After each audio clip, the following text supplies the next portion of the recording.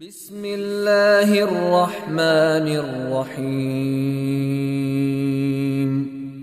انا اعطیناک الکوثر فصل لربک وانحر ان شانئک هو الابتر۔ اعوذ باللہ من الشیطان الرجیم، بسم اللہ الرحمن الرحیم، الحمد للہ والصلاۃ علی اہلہا، اما بعد فقد قال اللہ تعالی فی القرآن الحکیم وہو اصدق الصادقین وقولہ الحق۔ بسم اللہ الرحمن الرحیم، انا اعطیناک الکوثر فصل لربک وانحر ان شانئک هو الابتر۔ اللہم صلی علی محمد وعلی محمد۔ آج ہم لوگ کس لیے بیٹھے ہیں؟ سورہ کوثر کی مختصر سی تفسیر اور اس کا مطلب سمجھنے کے لیے۔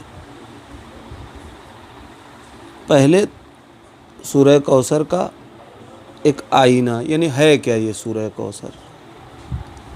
سورہ کوثر قرآن مجید کا سب سے چھوٹا سورہ ہے، ٹھیک ہے؟ اس کے اندر 3 آیتیں ہیں، 10 کلمات ہیں، 32 حروف ہیں۔ یہ نازل ہوا مکے میں یا مدینے میں؟ ایک جب یہ بات مکمل ہو گئی، کتنی آیت، کتنے حروف ہیں؟ اب اترا کہاں؟ 2 طریقے کے سورے ہوتے ہیں۔ کچھ سورے وہ ہوتے ہیں جو مکی ہوتے ہیں، کچھ مدنی ہوتے ہیں۔ کچھ سورے وہ بھی ہوتے ہیں جس میں کچھ آیتیں مکی ہوتی ہیں اور کچھ مدنی ہوتی ہیں۔ تو ابھی وہ چیپٹر آگے کا ہے، چھوڑ دیجئے۔ یہ سورہ جو ہے یہ مکی ہے یا مدنی ہے؟ جب بحث شروع ہوتی ہے کسی سورے کی تفسیر کے لیے تو پہلی بات یہ طے ہوگی کہ یہ مکی ہے یا مدنی ہے۔ اس سورے کے لیے بعض روایتیں یہ ہیں کہ مکی بھی ہیں، مدنی بھی۔ اب آپ سوچ رہے ہوں گے یہ کیسے ہیں؟ اس لیے کہ جو سورہ مکی ہے اس کو مکی کیوں کہتے ہیں؟ کیونکہ وہ مکے میں نازل ہوا۔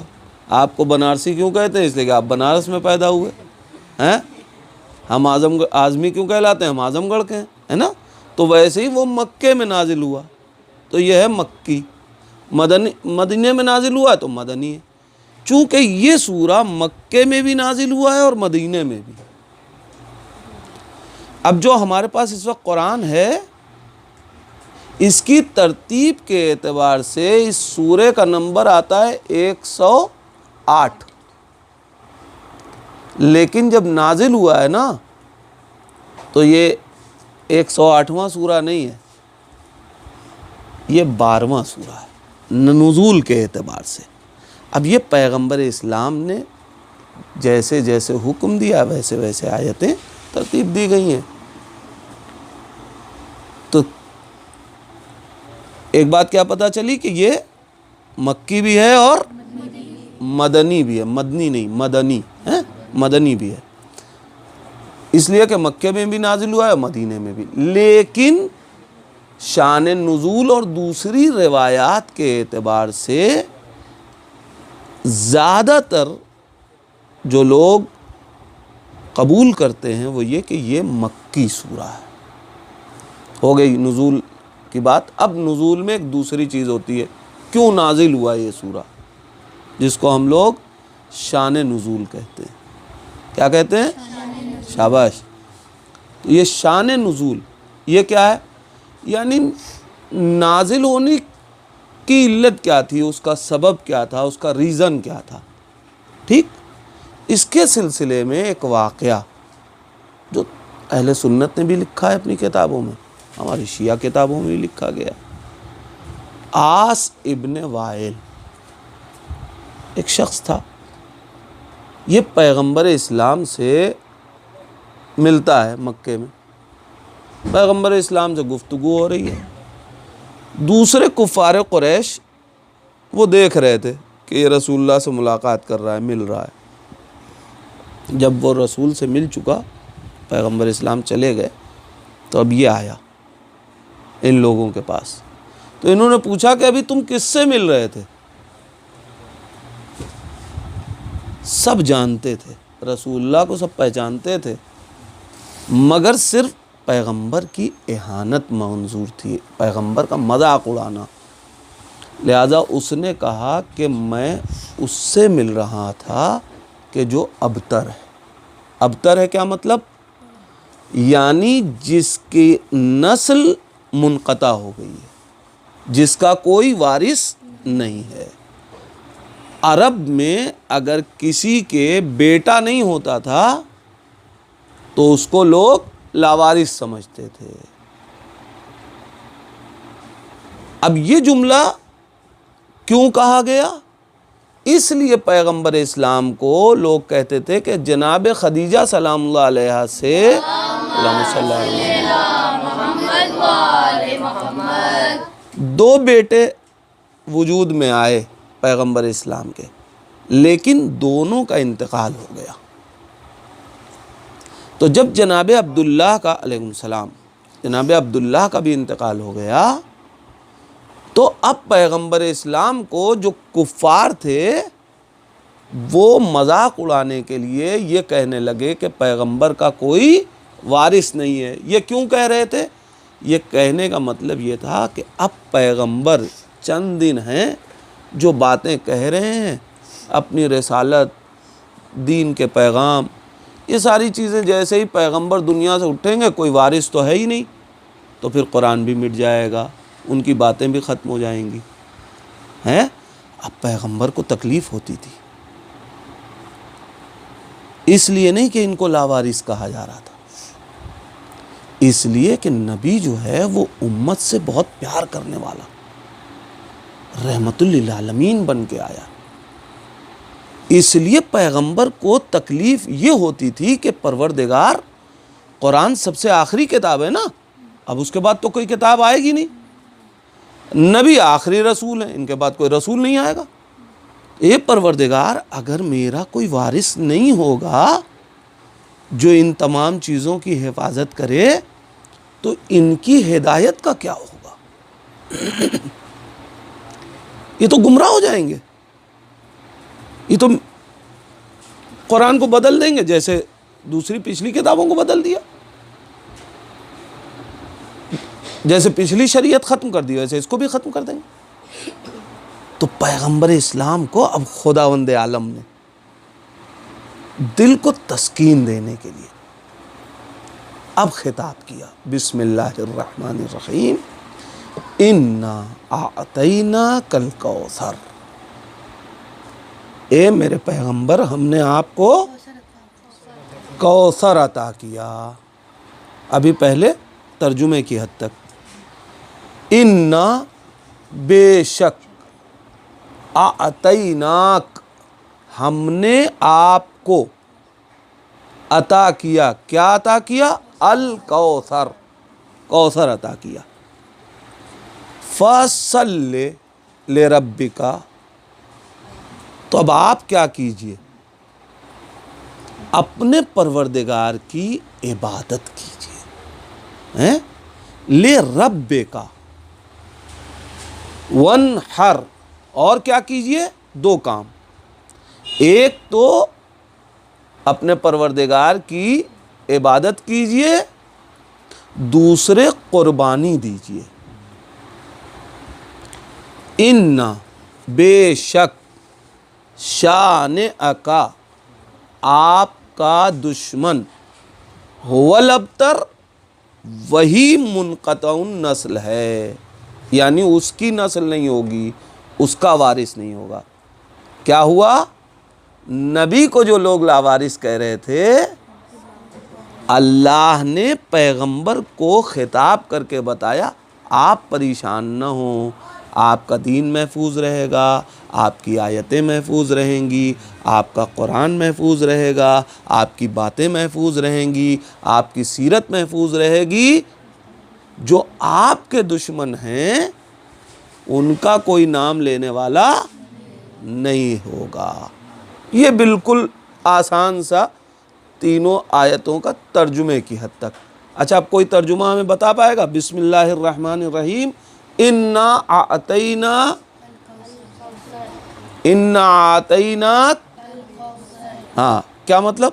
بے شک ہم نے آپ کو کوثر شاباش۔ فصل لربک وانحر، آپ اپنے اللہ کی عبادت کریے اور اور قربانی شاباش، انا شانئک هو الابتر، کیا مطلب؟ بے شک آپ کا دشمن کیا ہے؟ لاوارث۔ ٹھیک ہے، ترجمے کی حد تک ہو گئی بات۔ اب جب ہم کسی سورے کو سمجھنا چاہتے ہیں تو سمجھیں گے کیسے؟ جو الفاظ اس میں آئے ہیں نا، پہلے ان کے معنی کو سمجھنا ہوگا۔ اس میں سب سے پہلی آیت، اب ہم تفسیر کی طرف جا رہے ہیں۔ تفسیر کسے کہتے ہیں؟ جو لفظ میں کوئی بات چھپی ہوئی ہے نا، اسی کو ظاہر کر دینے کو تفسیر کہتے ہیں۔ ترجمے میں تو ہم نے کہہ دیا کہ اللہ کہہ رہا ہے کہ بے شک ہم نے آپ کو کوثر عطا کیا۔ اب یہ کوثر کیا ہے؟ ذہن میں سوال ہو، یہ جب واضح ہو گیا تو یہی ہے تفسیر۔ ٹھیک ہے، اب ہم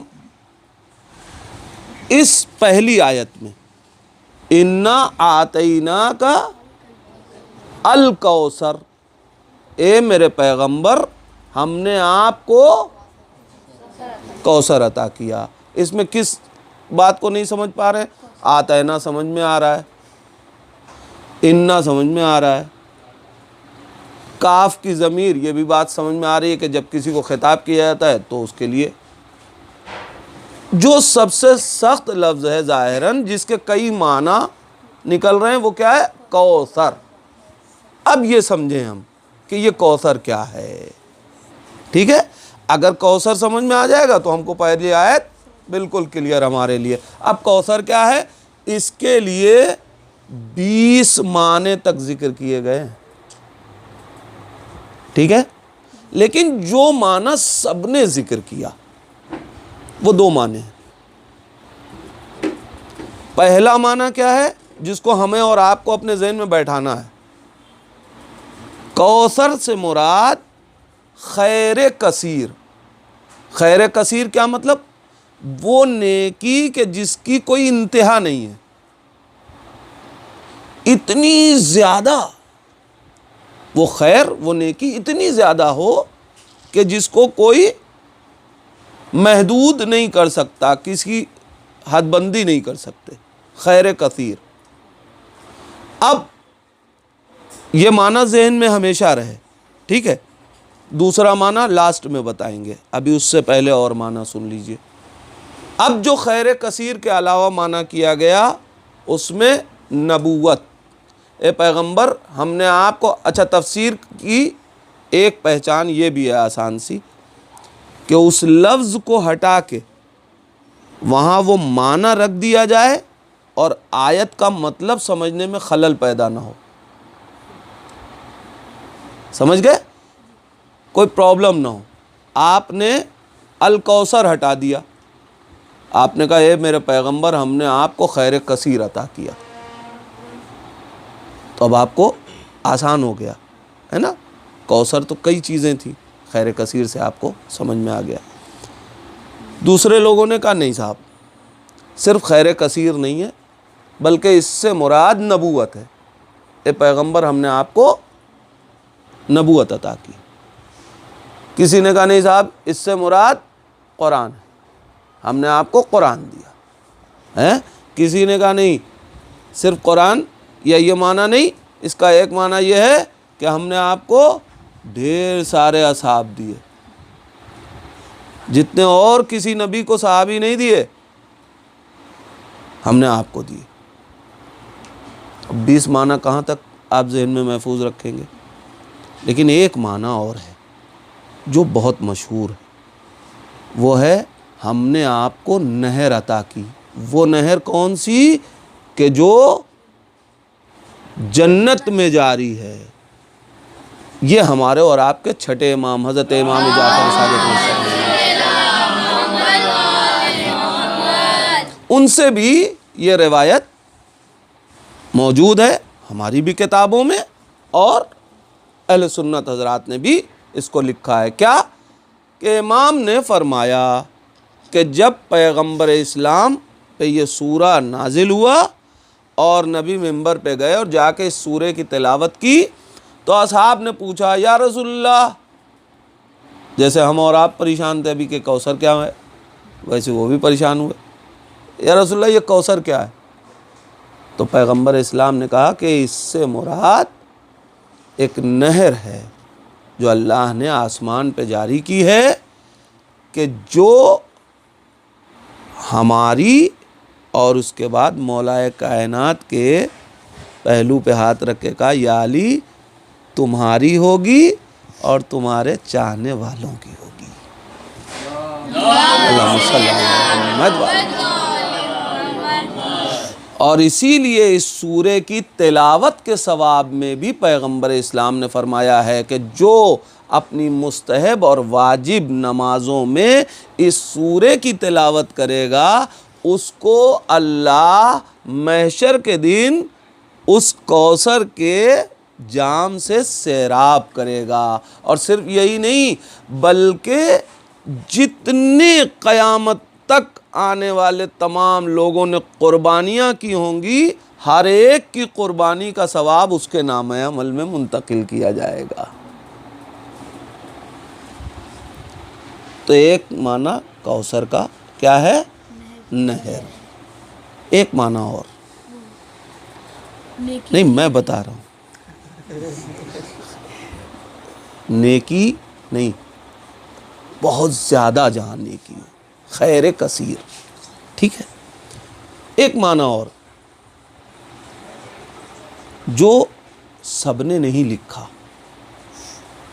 مگر معصومین کے ذریعے سے ہم تک پہنچا، وہ کیا ہے؟ جناب زہرا سلام اللہ علیہ۔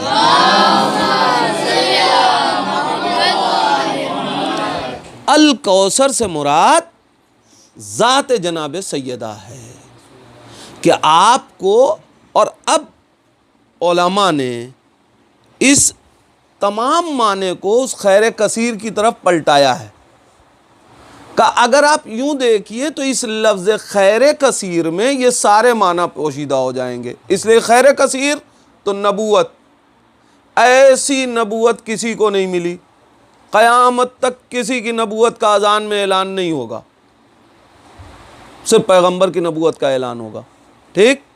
اصحاب نبی سے زیادہ کسی کو نہیں ملے، ذریت پیغمبر سے زیادہ کسی کی نہیں، چاہے وہ نوری ذریت ہو اور چاہے وہ سادات پوری دنیا میں پھیلے۔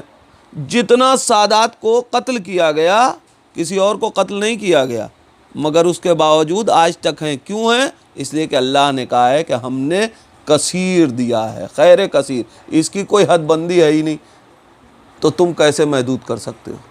ٹھیک ہے۔ سارے لوگوں نے اس کا معنی پلٹایا، خود جناب سیدہ سلام اللہ علیہا کو اللہم صلی علی محمد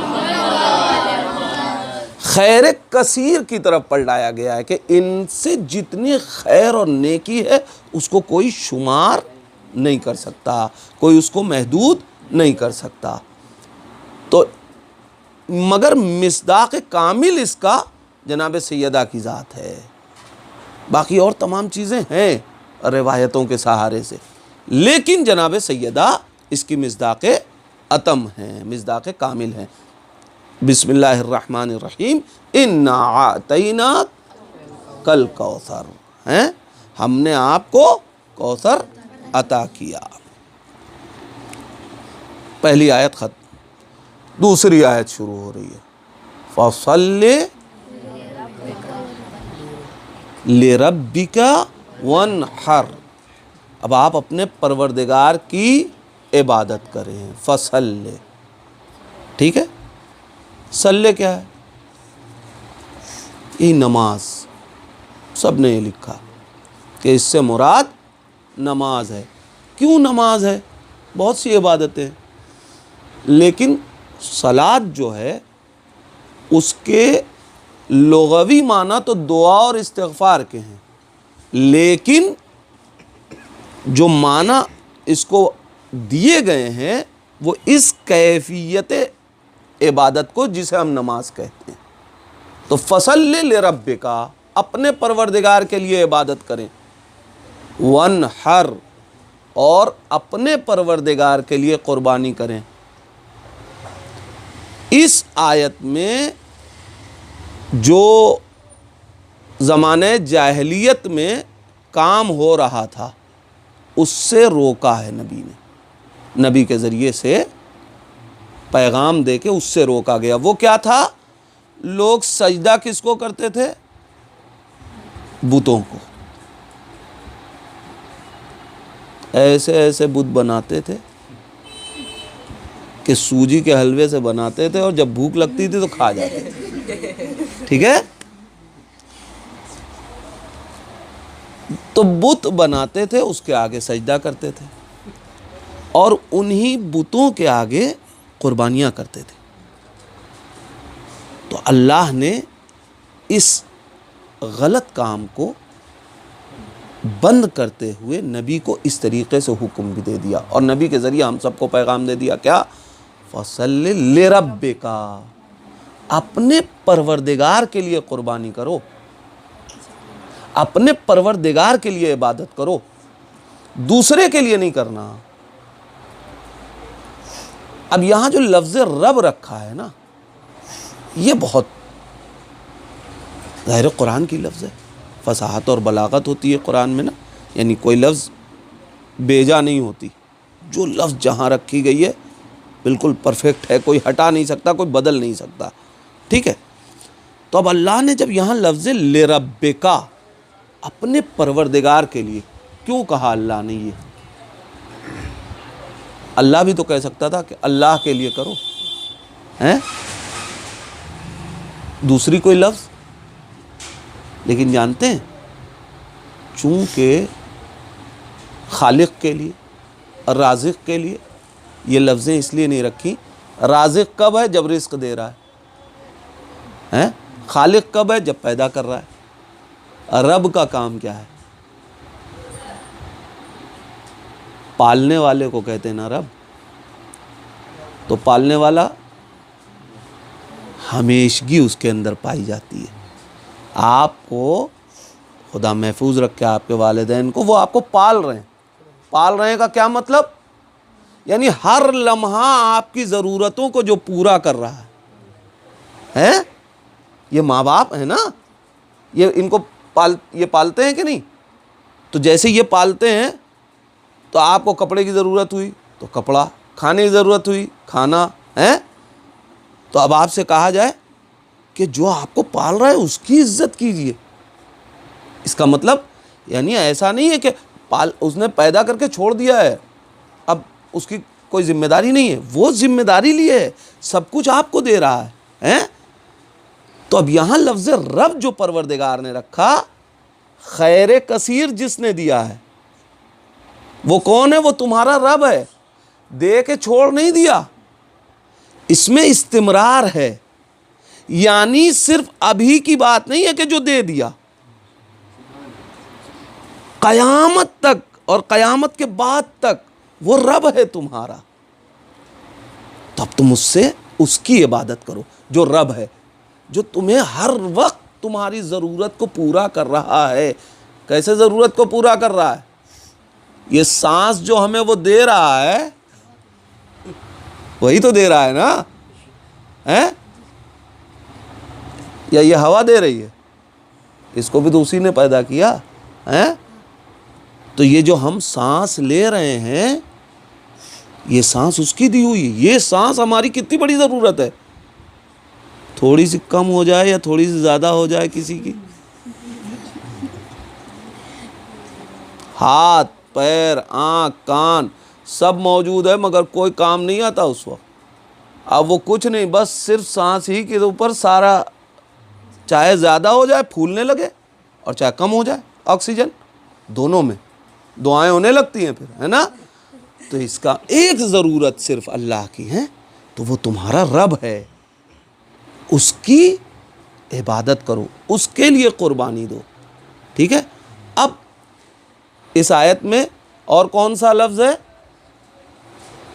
فصلے، صلے ہو گیا، لربک ہو گیا، اب کون سا ہے؟ ونہر. اب یہ بھی تو سمجھنا ہے نا، یہ ونہر کیا ہے؟ نہر کرو. قربانی بہت سے جانوروں کی ہوتی ہے، جو جائز جانور ہیں ان کی قربانی کی جائے گی. ٹھیک ہے. مگر قربانی میں جو سب سے اہم جانور ہے جس کی قربانی ہو وہ کون سا ہے؟ نہیں، آپ لوگوں نے دیکھا ہی نہیں. پھر اس کا مطلب اونٹ کی قربانی.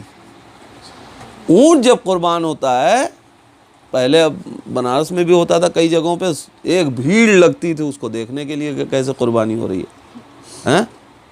کوئی بکری کو دیکھنے کے لیے اتنا بھیڑ لگاتا ہے؟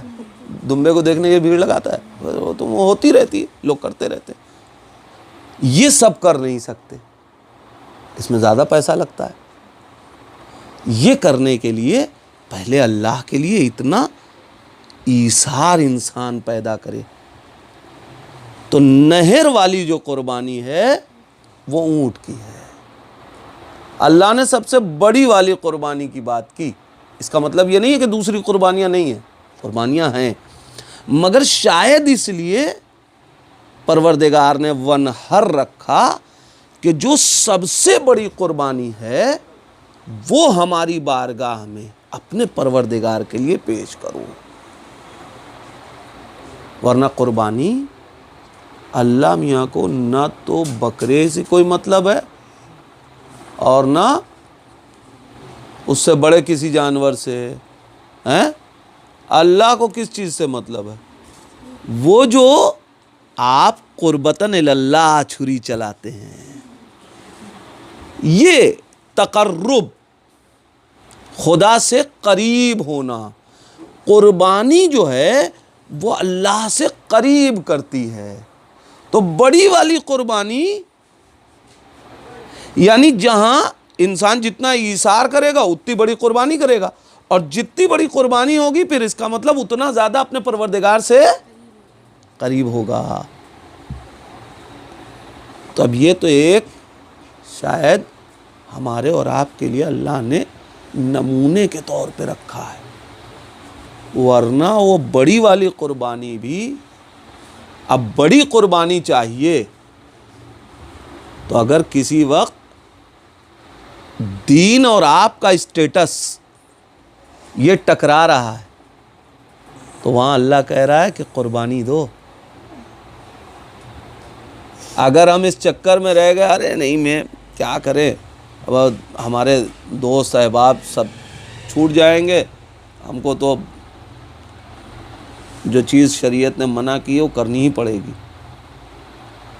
لیکن اگر آپ وہاں یہ کہہ دیں کہ نہیں صاحب ہم یہ نہیں کر سکتے، تو اس کا مطلب آپ نے قربانی دی، اس کا خیال نہیں کیا کہ ہمارا اسٹیٹس کیا ہوگا، آپ نے دین کا خیال کیا. تو فصلی لربک وانحر، نماز بھی پڑھیے قربانی بھی دیجیے. آخری آیت، ان شانئک هو الابتر، بے شک آپ کا دشمن، اب جو بھی دشمن رسول کا ہوگا، ٹھیک ہے، هو الابتر، وہی ابتر ہے. نبی کو ابتر کہا جا رہا تھا، کیا آپ لاوارث ہیں. اللہ نے کیا کہا؟ جو دشمن آپ کا ہے وہ لاوارث ہے. نبی کو ابتر کون کہہ رہا تھا؟ ہمارے آپ جیسے انسان ہیں. نبی کے دشمن کو ابتر کون کہہ رہا ہے؟ جو ہمارے اور آپ جیسے انسانوں کو پیدا کرتا ہے. وہ نہ پیدا کرے وارث تو کہیں سے وارث ہو سکتا ہے. تو نبی کا دفاع خدا نے کیا. تو جب خدا نبی کا دفاع کر رہا ہو تو ہم کلمہ گویوں کو اللہ کے رسول کا دفاع کرنا ہے کہ نہیں کرنا ہے نا؟ تو ایک بات۔ دوسری چیز، انا شانیہ کا هو الابتر۔ اب اس کو ذرا سا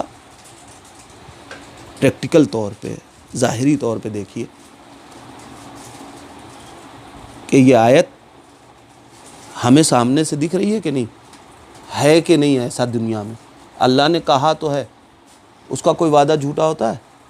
نہیں ہوتا نا، اس نے جو وعدہ کیا وہ تو پورا ہوگا۔ اس نے کس سے کہا؟ رسول سے، کہ آپ کا دشمن ابتر ہے۔ رسول کی کیا حالت ہے کہ مکے میں جب یہ آیت رسول اللہ کے اوپر نازل ہو رہی ہے اس وقت رسول کی کیا کیفیت ہے؟ ابھی جناب سیدہ ہیں نہیں کہ جن سے نسل چلے، ٹھیک ہے، 2 بیٹے وہ بھی خدا کی طرف منتقل ہو چکے، دنیا سے جا چکے، ٹھیک، کوئی آگے نسل ظاہراً رسول اللہ کی نہیں ہے، ٹھیک ہے۔ رشتہ داروں کا حال یہ ہے کہ جناب ابو طالب تنہا آپ کے حامی، باقی سگے رشتہ دار چھوڑ چکے رسول اللہ کو۔ سگا چچا ہے ابو لہب جو رسول اللہ کی جان کا دشمن ہے، ٹھیک۔ مال کے اعتبار سے شیب ابو طالب میں زندگی گزار رہے ہیں، بھوک پیاس، کسی طرف سے کسی زاویے سے آپ دیکھیے تو کوئی دیکھ کے اس وقت رسول اللہ کو کہہ سکتا ہے کہ ان کا نام بھی باقی رہے گا؟ کوئی کہہ سکتا ہے؟ نہ کوئی غلام ہے، نہ ظاہراً کوئی نسل ہے، رشتہ دار زیادہ تر چھوڑ دینے والے لوگ، حتیٰ طائف میں جہاں آپ کی والدہ کے رشتہ دار تھے، آپ جب وہاں تبلیغ کے لیے گئے کہ وہاں جا کر کے شاید تھوڑا سا سکون مل جائے، تو ان لوگوں نے بھی یہاں والوں کے اثر میں پیغمبر کا ساتھ نہیں دیا۔ تو جہاں ظاہراً کوئی ساتھ دے نہیں رہا ہے اور نبی کو خدا کہہ رہا ہے کہ آپ باقی رہیں گے، آپ کا دشمن لاوارث رہے گا۔ آج کتنے مسلمان ہیں جو رسول اللہ کا کلمہ پڑھ رہے ہیں؟